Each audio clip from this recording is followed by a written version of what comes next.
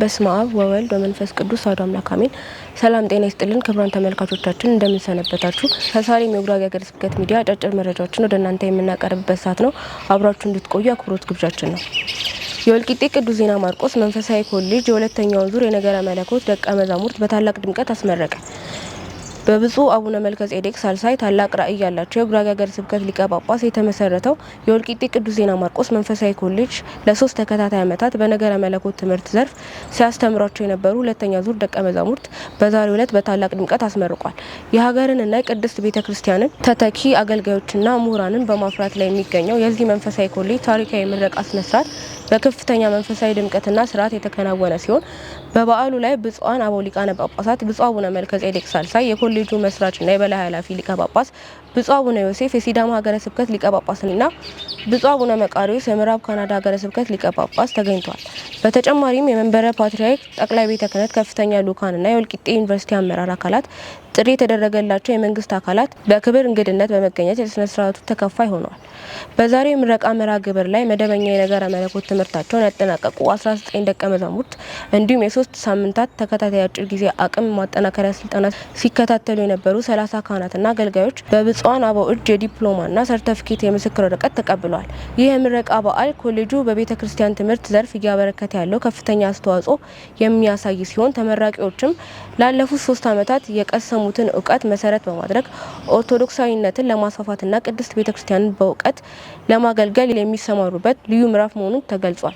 ኮሌጁ በቤተ ክርስቲያን ትምህርት ዘርፍ እያበረከተ ያለው ይህ ከፍተኛ አስተዋጽኦ በሀገረ ስብከቱም ሆነ በቤተ ክርስቲያን ውስጥ የሚታየውን የአገልጋይ እጥረት ለመቅረፍ ትልቅ ተስፋ የጣለበት መሆኑም በዕለቱ ተናግሯል። በምረቃው ስነ ስርዓት ላይ ብፁዕ አቡነ ዮሴፍ ሰፋ ያለና ጥልቅ ትምህርተ ወንጌል የሰጡ ሲሆን ምሩቃን የተማሩትን ትምህርት በተግባርና በሕይወት የሚተረጉሙበት ስለሆነ በጸሎት ተግተው እንዲያገለግሉ አሳስበዋል።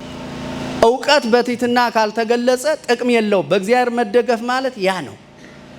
በጨለማ ውስጥ በከፋ ጊዜ ውስጥ ሰው እንኳ በጨለማ በአስፈሪ አስደንጋጭ አዝጊ በሆነ ነገር ውስጥ እንኳ ቢሄድ እግዚአብሔርን ማመን ከቻለ በእግዚአብሔር መደገፍ ከቻለ ያሰበውን ይፈጽማል፣ ያቀደውን ያከናውናል፣ የሄደበት መንገድ ሁሉ የተቃና ይሆናል። ለአጠቃላይ ተመራቂዎች መንፈሳዊ መመሪያ አባታዊ መልእክት ያስተላለፉት ብፁዕ አቡነ መልከጼዴቅ ሳልሳይ መነሻቸውን ለክርስቶስ ወንጌል እንደሚገባ ኑሩ፣ የሐዋርያው የቅዱስ ጳውሎስ መልእክት ወደ ፊልጵስዩስ ሰዎች ምዕራፍ 1 ቁጥር 27 በሚለው የቅዱስ መጽሐፍ ቃል ላይ በማድረግ ይህ ዕለት ትምህርታቸው ማብቂያ ሳይሆን የአገልግሎታቸው ጅማሬ መሆኑ ተመራቂዎች አውቀው ሊያስቡበት እንደሚገባ አጽንኦት ሰጥተው ተናግረዋል። በጉባኤው ውስጥ የተማሩት መጽሐፍ ቅዱስ ትምህርት ምዕመናንን የሚጠብቁበት ክንድ በመሆኑ የተቀሰመው እውቀት ከአገልግሎት የተለየ እንዳይሆንና በትምህርት ደረጃ ብቻ ሳይቀረጽ በተግባር ላይ ሊውል እንደሚገባ መመሪያ ሰጥተዋል። ተመራቂዎች ለምዕመናን ምሳሌ በመሆን መንፈሳዊ አገልግሎታቸውን በኃላፊነት ስሜትና በትጋት ሊወጡ እንደሚገባ የገለጹት ብፁዕነታቸው የክህነት አገልግሎት ልዩ ክብር ያለው ቢሆንም ከሁሉ በላይ የመስዋዕትነትና የኃላፊነት ዋጋ መሆኑን ያላችሁበት ዘመን በብዙ ፈተናዎች የተከበበ መሆኑ በተለየ ሁኔታ ገንዘብ ማወቅ እንደሚገባ በጥብቅ አሳስበዋል። ለክርስቶስ ወንጌል እንደሚገባ ኑሩ። የሐዋርያው የቅዱስ ጳውሎስ መልእክት ወደ ፊልጵስዩስ የተጻፈ ምዕራፍ 1 ቁጥር 27።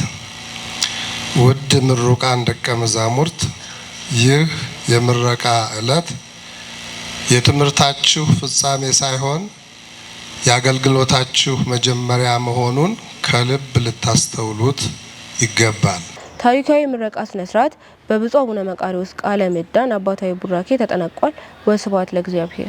አባታችን በጣም ነው ሰፊ አገልግሎት ነው። እንግዲህ ወልቂጤ ያሰኟት ስንቱ ብፁዓን ሊቃነ ጳጳሳት ገብተው ወጥተውበታል። ያው ደገኛው አባት የደገኛው ስም ስለያዙ በጣም ነው የምናመሰግነው። ብፁዕ አባታችን አቡነ መልከጼዴቅ የጥንቱ አባታችሁ አቡነ መልከጼዴቅ አሁን ደግሞ የተወለደ ወንድማቸው ልጃቸው መልከጼዴቅ የመልከጼዴቅ ስራ እየሰሩ ስለሆነ አሁን ልባዊ ምስጋና እንድታመሰግኑ ነው የምንፈልገው። መማር ለራሳችሁ ነው። አሁንም ይሄ ጅምራችሁ ተምረናል ብላችሁ ልትኩራሩ ሳይሆን ወደ ትልቅ ዲግሪ እንድትገቡ እግዚአብሔር ይፍቀድላችሁ። ላለሁ ከመካከላችሁ ደግሞ አንድ ሴት የተመረቀች አለች፣ በጣም ጀግኒት። ሌሎችም የእሷ ራእይ እንድትከተሉ እግዚአብሔር ይፍቀድላችሁ እላለሁ። እንግዲህ እንኳን ደስ አላችሁ፣ እንኳን ደስ አላችሁ፣ እንኳን ደስ አላችሁ። ካህናትም በሰርተፊኬትና የተመረቃችሁ እናንተም ወደዚሁ ወደ ዲግሪ ወደ ኮሌጁ ገብታችሁ ተመረቃችሁ ትልቅ ውጤት እንድታመጡ እግዚአብሔር ይፍቀድላችሁ ነው የምንለው።